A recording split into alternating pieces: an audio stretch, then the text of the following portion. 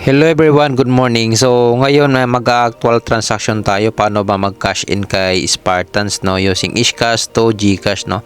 So lagyan mo lang yung system mo and then hanapin mo lang sa Credito Bank and then yung GCash no. So once na na-click mo na po yan, input niyo yung mga importanteng details diyan, lalo na yung tamang contact number or yung GCash number. Okay? Tapos syempre yung pangalan, okay?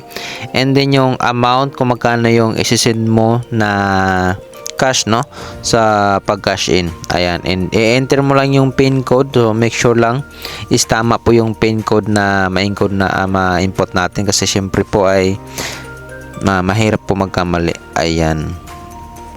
So, wait mo lang siya ng 3 to 5 seconds and make sure na double check natin yung password kung tama ba. And yan. So, napakadali lang, napakabilis, no? So, ganun lang po kasimple magpa-cash in gamit ang Ishcash, no? So, to GCash transaction.